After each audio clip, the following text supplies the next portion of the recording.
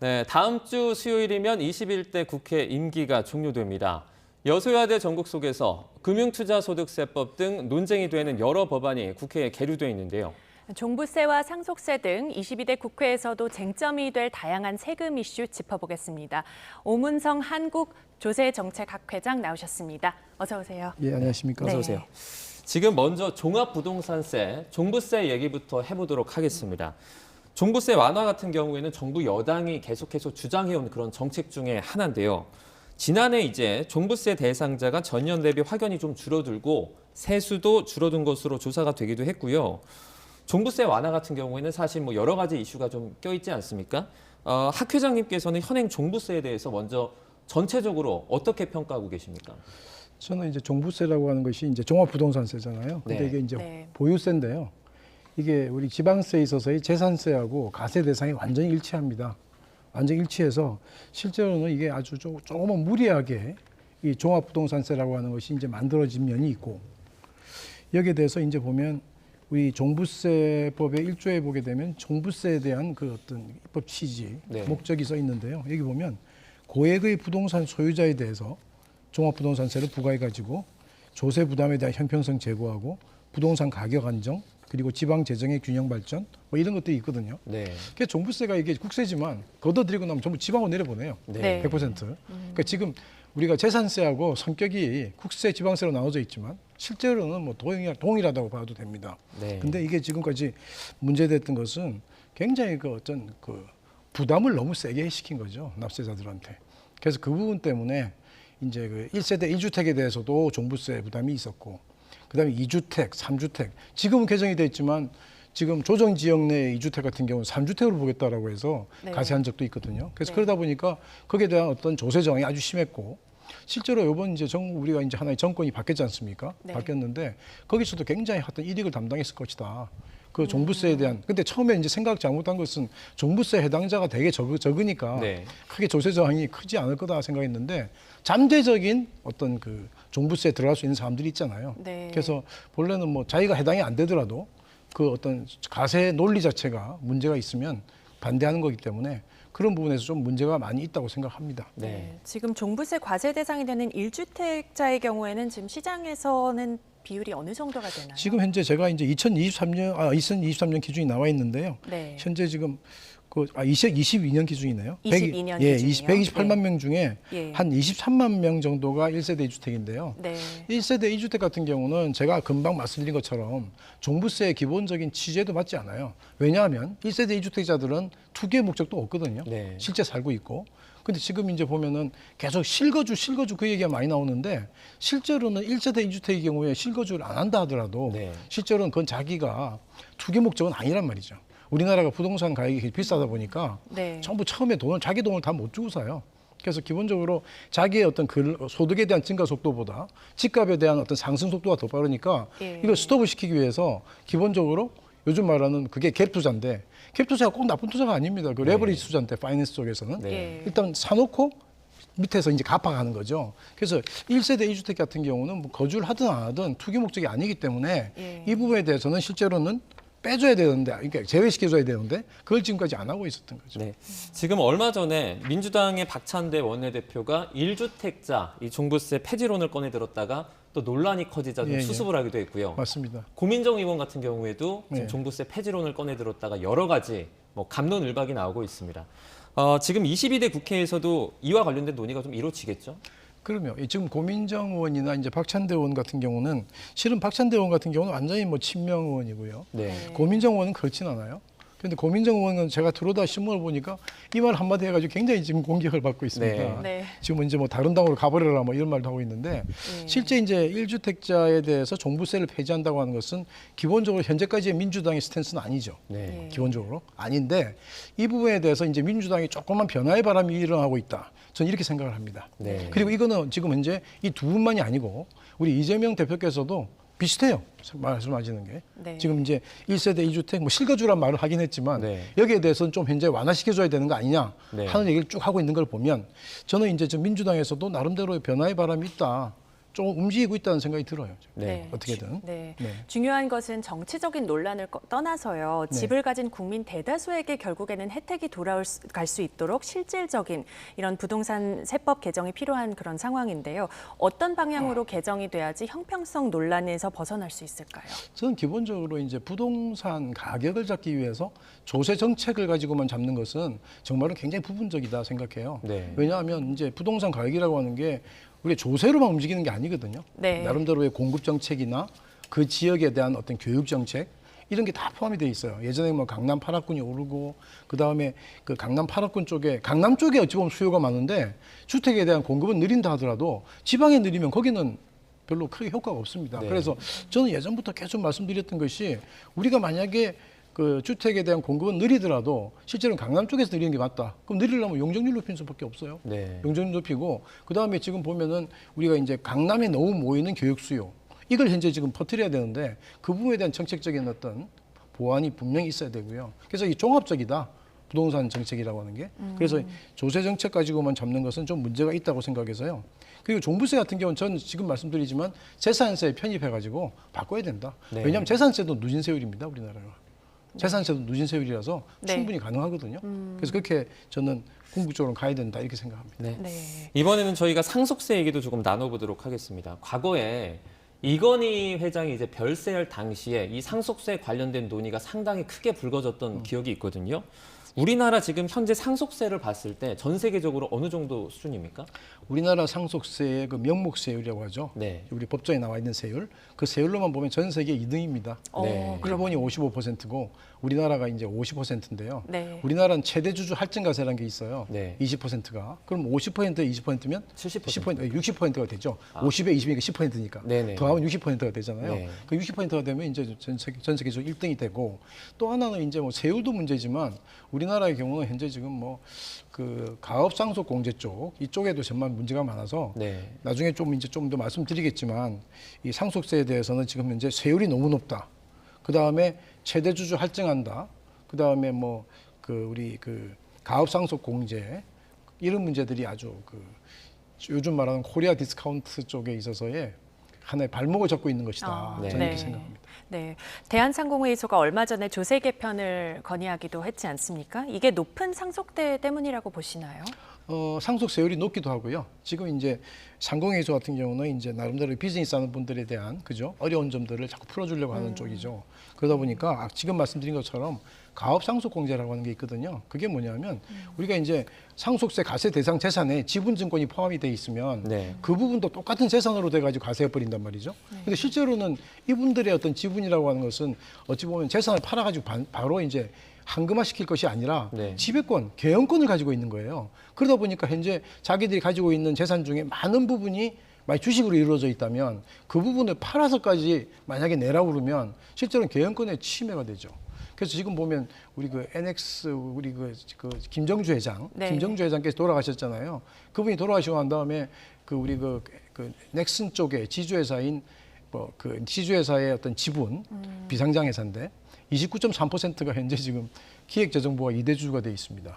그래서 그걸 받아가지고 이제 공매를 해야 되는데 네. 공매도 잘 안 되고 현재 지금 공매를 안 된 이유가 2대 주주라고 하는 건 1대 주주에 비해서 경영권에 대해 참여할 수 있는 범위가 좁고 거기다 가격은 뭐 29.3%몇 조가 되는 금액이에요. 네. 그러다 보니까 참여하지 않죠. 그래서 해외에서는 그거 살려고 하면 해외 기업들이 그거 살려고 하면 1대 주주 지분까지 다 팔아라. 네. 이렇게 지금 나오고 있거든요. 그래서 굉장히 어려운 상황이 돼 있습니다. 지금 정치권에서는 상속세 완화를 두고서 뭐 여러 가지 얘기들이 많습니다. 부자 감세다, 아니다, 또는 뭐 이중과세다 이런 얘기들이 있는데 어떻게 보십니까? 그러니까 부자 감세라는 부분은 분명히 있을 수는 있어요. 네. 왜냐면 부자들이 더 많이 내니까 그럴 수 있는데 실은 이제 상속세라고 하는 것은 우리가 이제 보통은 개인에 대한 세금하고 법인에 대한 세금이 있어요. 네. 그럼 개인에 대한 세금 중에 대표적인 게 소득세고 법인에 대한 세금 중에 그 법인세가 있지 않습니까? 네. 그러면 소득세 같은 경우는 공평을 우리가 되게 중시하고 네. 이 법인세 같은 경우는 효율성, 이피션시를 중요하게 생각하는 건데 이 상속세 같은 경우는 개인 세목이라고 말은 하지만 네. 실제로는 기업하고 관련이 돼 있습니다. 왜냐하면 상속하는 과정에서. 그래서 어찌 보면 공정성과 효율성이라고 하는 게 다 같이 들어가 있는 세목이기 때문에 네. 이걸 가지고 우리가 꼭 부자 감세라고 하는 것은 각각의 주주에 있어서의 그 재산에 대한 측면만 하지만 기업이 승계된다고 하는 차원에서 만약에 아무 잘못도 없고 개형상의 문제점도 없는데 상속하는 과정에서 지분이 팔려나가가지고 개형권을 놓친다고 하는 것은 굉장히 말이 안 되는 거고요. 이중과세라고 하는 것은 실제로는 이 말도 문제가 있죠. 왜냐하면 상속세라고 하는 게 소득세를 다 내고 네네. 난 나머지 금액 가처분 소득 가지고 재산을 취득을 하는데 네. 우리나라의 그 소득세 최고세율이 45%예요. 네. 지방 소득세 포함하면 49.5%인데 우리나라의 그 상속세는 50%란 말이죠. 그러니까 이게 더 높잖아요. 네. 실제로 소득세율보다 상속세율이 더 높은 나라는 예. OECD 38개국 중에서 7개국밖에 없어요. 네. 대부분 폐지가 됐거나 15개국에 17개국이 폐지가 됐고 네. 아예 시행도 안 하고 있거나 폐지됐거나 예. 그다음에 대부분 낮죠. 그래서 이제 이런 것이 문제가 돼 있다는 겁니다. 네. 네. 지금 팩트 체크 하나 해보면요. 서울에 아파트만 있어도 상속세를 내야 한다. 이게 사실인가요? 지금 우리가 상속세 이제 통계를 보게 되면 예. 그 지금 제가 이 통계를 가져오긴 했는데요. 네, 네. 그 보니까 2018년도부터 예. 2022년도까지 상속세를 낸 분들이 8,400명부터 시작해서 19,000명까지 올랐어요. 네. 네. 그런데 2022년도에 보니까 이 10억 원 이하, 그러니까 상속세 가세 대상 자산이 10억 원 이하가 지금 4,425명이고 네. 20억 원 이하가 8,510명이란 말입니다. 예. 이 두 개를 합치니까 13,000명 정도 돼요. 네. 그러면 19,000명 중에서 13,000명이 굉장히 높은 비율이잖아요. 예. 이분들이 우리나라의 강남에 집 한 채 있어도 실은 10억 다 넘어가거든요. 그렇다면 요 10억과 10억 이상 이하도 있지만 10억부터 20억 사이 요거는 강남에 집 한 채만 있어도 가세될 수 있다라고 하는 팩트는 이제 실은 팩트죠. 네. 요게 팩트입니다. 네. 네, 지금 학회에서는 여러 가지 방향으로 이제 조세 정책 관련해서 논의를 지금 진행하고 있는 것 같은데요. 학 회장님이 보실 때 이 상속세는 어떤 방향으로 좀 바뀌어야 됩니까? 저는 상속세 같은 경우는 일단은 지금 이제 두 가지의 어떤 접근을 해야 되는데 네. 하나는 단기적인 접근. 상속세 현재 가지고 있는 문제점들을 많이 개선해주는 이런 접근 방법이 있고 네. 상속세를 궁극적으로 치료하는 방법이 있어요. 네. 이 두 가지 이건 좀 장기적인 접근인데 이 단기적인 접근으로 보게 되면 현재 지금 우리가 말하는 유산세 구조로 그러니까 위에서 그 피상속인이 그러니까 돌아가신 분이 남겨주는 부분에 대해서 다 럼썸으로 가세버리는 거 이거를 나눠주는 거 있잖아요. 네. 그걸 우리가 이제 유산취득세라고 그러는데 유산취득세 구조로 가는 거 아까 말씀드린 할증하는 거 최대주주 할증 이렇게 예를 들어서 우리가 좀 폐지되는 거, 네. 그 다음에 가업상속공제의 문제점을 해결해 주는 거, 네. 이런 것들은 어찌 보면 조금은 임시적으로 현재 있는 제도를 놔두면서도 우리가 개선하는 방법이고 실제로 이제 지금 보면 그 궁극적으로 가야 될 방향은 상속세를 자본이득세로 바꿔서 가셔야 됩니다. 네. 제가 이제 예를 들어 드리면 피상속인이 돌아가신 분인데 피상속인이 돌아가시기 전에 3억에 샀던 부동산을 30억에 팔았어요. 네. 우리나라 상속세는 30억에 대해서 가세해버립니다. 근데 지금 예를 들어서 자본이득세로 가세가 되면 네. 이 3억이라고 하는 숫자를 상속인이 들고 가요. 아들이나 딸이나 배우자가. 네. 그럼 3억을 들고 와서 언제 가셔야 되느냐. 이게 이제 40억이 됐다. 그럼 40억이 됐을 때 3억을 빼가지고 37억에 대해서 가세야 하거든요. 네. 굉장히 합리적인 제도죠. 네. 여기에 대해서 이 논리에 대해서 누구도 공격할 수 없어요. 네. 그래서 이런 논리로 가세되는 것이 자본이득세 가세인데요. 네. 실제로 호주나 캐나다가 다 이렇게 하고 있고 네. 이것이 이런 나라들이 상속세가 폐지되었다는 표현을 씁니다. 네. 실제로는 폐지된 게 아니라 자본이득세로 대체 가세되는 거죠. 그렇군요. 네, 네. 네, 지금 다음 주제로 넘어가면요. 주식 투자를 하는 분들에게는 금융투자소득세라는 것이 관심인데요. 이번 총선에서 민주당이 압승을 거두면서 이르면 내년 1월부터 예정대로 시행될 수 있다 이렇게 전망하는 분들이 많은데 어떤 세제인지 좀 간략히 설명해 주시죠. 이 금융투자소득과세는 우리나라 소득세가 이제 크게는 세 개의 카테고리로 범주로 나뉘거든요. 네. 종합소득, 퇴직소득, 양도소득이라고. 네. 근데 여기에다가 이제 금융투자소득이라고 하는 네 번째 카테고리를 설정을 하겠다는 건데 이게 완전히 새로 생긴 건 아니고요. 네. 저쪽에 종합소득 중에 우리가 양도소득 중에 일부 주식을 파는 그 부분에 양도소득 과세되는 게 있거든요. 그래서 그런 부분들하고 배당소득 중에 일부를 또 가져오는 게 있는데 하여튼 어쨌거나 현재 지금 그 금융투자소득 과세는 가장 주된 것이 우리가 주식을 이제 팔아가지고 네. 거기서 차익이 남았을 때 가세하는 게 지금까지는 대주주라고 그래서 이제 그 의미는 고액주주입니다.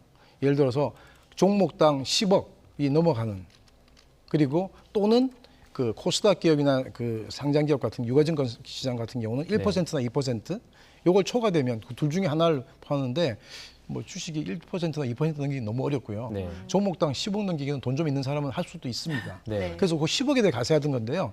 이제는 어떻게 하냐면 그렇게 하지 말고 네. 그냥 처음부터 모든 이제 1년에 벌어들인 거를 5천만 원 이상이 되면 주식의 경우에 5천만 원 초과 부분에 대해서는 가세를 하자라고 하는 게 금융투자소득 가세이죠. 네. 네. 그럼 만약에 이거는 그 예컨대 세 가지 종목이 있고 9억씩 넣으면 이거는 예외 대상입니까? 아 지금 대주주에 대한 가세 말씀이에요? 그 이제 금투세 관련된 내용에서요. 아 금투세? 네네네. 금투세는 어쨌거나 지금 종목을 어떤 네. 종목을 가지고 있더라도 다 합쳐서 전체적으로 아, 네. 개인이 캐피탈 개인이 팔아서 남은 차익이 네. 5천만 원을 넘어가면 이제 가세하고 20% 가세하고 그것이 이제 3억을 넘어가면 네. 이제 25% 가세하는데 여기 이제 지방소득세가 이제 10% 붙어 있으니까 네. 22, 27.5 이렇게 되겠죠. 네. 예. 네. 개인 투자자들 같은 경우에는 금투세 투입만으로도 주식시장이 좀 위축될 수 있다. 좀 이렇게 우려하는 시각도 있는데요. 이에 대해서는 어떻게 보시나요? 그래서 원래는 이제 주식 그 매매 차익에 대한 가세를 하는 것이 실제로 장에는 일단은 그 하여튼 충격을 줄 수밖에 없는데요. 그 충격이라고 하는 것이 이제 대만 사례가 있습니다. 네. 대만이 이제 여러와 비슷한 어떤 세금을 가세하려고 하다가 가세한다는 말이 나오고 한 3개월 동안에 그러니까 시행되기도 전부터 한 40% 빠졌고 그 다음 연도 1년 동안 또 한참 빠져가지고 그 재무부 장관이 사표를 내고 다시 그냥 돌아버렸어요. 폐지. 예, 예. 안 한다고 했는데 네. 실은 우리나라가 그렇게 될지 안 될지는 저도 확실하게 말은 못하지만 저는 이제 시장에 대한 충격도 굉장히 중요한 우리가 고려 요인이지만 더 중요한 것은 뭐냐면 우리가 소득이 있는 곳에 가세 있다 이 논리거든요 본래. 네. 주식을 팔아서 이 소득이 있으면 네. 뭐 다른 소득과 똑같이 가세야 되는 거 아니야 이건데 실은 주식 소득이 다른 소득과 성격이 달라요. 네. 어떻게 다르냐면 얘는 굉장히 위험해요. 위험하기 때문에 실제로 주식 투자해서 이렇게 소득이 있는 사람보다 손실 본 사람도 되게 많거든요. 네. 그럼 소득이 있는 곳에 가세 있다면 손실 있는 곳에는 빼줘야 되는 건데 네. 우리나라 같은 경우 현재 우리가 내년부터 시행하려고 하는 법은 어떻게 돼 있냐면 5년까지만 빼주게 돼 있어요. 네. 5년까지만. 그럼 가세는 다 하는데 빼주는 건 5년밖에 안 빼줘 로스를. 그럼 이건 문제가 있고요. 실제로 영국이나 우리 미국이나 독일 같은 경우는 다 빼주거든요. 다 빼준다고. 네. 그러니까 이제 요거에 대한 어떤 논리적인 정합성 문제가 있습니다. 네. 저희가 금융소득세 얘기도 조금 해보도록 하겠습니다. 저희가 5월은 원래 종합소득세 신고하는 기간이잖아요. 그런데 이 분들 중에 또 어떤 분들은 금융소득세라는 걸 신고한다고 합니다. 이건 어떤 거죠? 그게 이제 정확히 명칭은 금융소득 종합과세죠. 네. 금융소득 종합과세인데 이 금융소득이라고 하는 것은 우리가 종합소득에서 이자 배당, 사업, 근로, 기타, 연금 6개의 소득이 종합소득인데 네. 그중에서 이자와 배당이라고 하는 요걸 금융소득으로 불러요. 근데 이 금융소득은 금액이 작을 때 다시 말하면 이 두 개의 합계가 2천만 원보다 아래일 때는 14%, 15.4로 원천인수로 끝나는데 네. 이게 지금 2천만 원 초과하게 되면 종합소득이 돼가지고 다 합쳐가지고 일반적인 세율입니다. 6%에서 45%까지 네. 네. 거기로 가세되거든요. 그래서 그걸 이제 금융소득 종합과세라고 하는 거죠. 네. 네. 근데 이제 뭐 부자가 아닌데도 부자세를 내게 돼야 된다 뭐 이런 목소리도 나오는데 현행 금융소득세법에 좀 어떤 부분들이 좀 개정이 돼야 된다고 보시나요? 저는 이제 금융소득 종합과세라고 하는 게 결국은 이제 보통은 일반인들이 생각하기는 근로소득과 이제 자본소득을 비교할 때 네. 보통 근로소득이 더 세율이 낮아야 된다. 예. 왜 열심히 노력한 거니까. 자본소득은 그냥 우리가 보이는 안 보이는 그냥 안 보이는 하나의 또 내가 움직여서 하는 거니까. 그런데 우리가 이제 기본적인 가세 논리를 보게 되면 우리가 북유럽 같은 데 가보면 이원적 소득가세라고 듀얼 인컴 텍스라고 하는 게 있어요. 네. 거기서는 이 자본소득 쪽에 더 낮은 세율을 적용합니다. 왜 그러냐면 자본소득은 실제로는 세율이 높고 낮고 환경이 바뀜에 따라서 금방금방 스피디하게 이동을 해버려요. 다른 데로. 근로소득은 못 그러지만. 네. 그래서 본래는 우리나라도 이자소득과 배당소득에 대해서 2천만 원 이하 이건 14%로 분리가세하고 끝났거든요. 그런데 이걸 지금 현재 올린 건데 네. 우리가 계속적으로 이제 어찌 보면 인플레이션이 되고 네. 다른 소득들이 늘잖아요. 네. 그렇다면 여기만 계속적으로 2천만 원이라고 하게 되면 문제가 있으니까 이걸 지금 4천만 원으로 올리자라고 하는 논의가 있는 거죠. 네. 자, 배당소득 분리과세가 이제 정부의 기업가치 제고, 이른바 밸류업과도 연관이 됩니다. 밸류업 대책이 시장에서 큰 효과를 좀 발휘하지 못한다, 이런 세간의 평가들도 있는데 이건 어떻게 평가하십니까? 그러니까 밸류업이라고 하는 것은 어찌 보면 그 기업의 가치를 올리는 건데 네. 그 기업의 가치가 올라가는 걸 보이려면 주가가 올라야 돼요. 네. 그렇잖아요. 근데 주가가 오르는데 이제 배당 소득을 우리가 분리가세해 버리면 우리가 이제 밸류업에 도움이 되느냐? 근데 실은 그게 이제 어떻게 연결되냐면 배당 소득을 분리가세해 버리면 고배당주의 수요가 그쪽이 몰리죠. 네. 왜냐하면 이제 그쪽이 분리과세로 끝나니까 텍스가 굉장히 유리하게 움직이니까. 네. 그래서 고배당주에 움직이는 것은 그러면 고배당주가 주가가 올라간다는 것은 그쪽에서도 주가를 올리기 위해서는 고배당을 하려고 노력할 거 아닙니까? 네. 그러니까 이제 밸류업에 도움이 된다는 건데 우리나라 같은 경우는 실제 이제 배당 성향이 굉장히 낮아요. 굉장히 낮은데 네. 그 이유는 우리나라 기업들이 기본적으로 배당에 대해서 관심을 좀 덜 가지고 왜냐하면 자기 기업이라고 대주주가 자기 기업이라고 생각을 해서 그래요. 네. 어찌 보면 모든 주주의 기업인데 모든 주주를 생각한다면 배당을 많이 해줘야 좋은 거잖아요. 네. 근데 자기가 배당을 받고 싶지 않으면 잘 안 하려고 하는 그런 경향도 있어요. 네. 그래서 이건 정말 잘못된 거고. 그죠? 네, 그리고 네. 또 하나는 우리나라 투자자도 문제가 있어요. 우리나라 투자 배당 같은 거 별로 중요하게 생각 안 해요. 네. 그렇게 잔잔하게 먹어서 뭐 하겠나 해서 큰 게 이것만 생각하다 보니까 네. 배당이 서로 양쪽에 관심이 없어졌는데 네. 실제로 우리나라 이제 시니어들이 많아지잖아요. 네. 고령자들이 많아지면 이게 이제 은퇴를 하게 되고 네. 은퇴를 하게 되면 이제 자기들도 리커링한 인컴이 없잖아요. 예. 그러다 보면 이제 배당을 받아가지고 하게 되고 외국 같은 경우는 배당을 평균적으로 많이 하는 기업들의 주가가 다 높아요. 네. 왜냐하면 그 기업을 선호하니까. 그래서 그게 우리나라도 아마 이렇게 패턴이 바뀌지 않을까 네. 저는 생각이 듭니다. 네. 네. 지금 세제 개편안을 비롯해서 뭐 여러 가지 이제 뭐 세수 부족에 대한 우려가 나오고 있는데 세수가 줄어들 경우에 경기 부양책을 세우는데 한계가 있을지 뭐 이런 건 어떻게 보시나요? 그래서 이제 세수가 줄어들고 늘고에 대한 문제는 꼭 우리가 어떤 정책 어떤 담당자들의 꼭 어떤 책임은 아닙니다.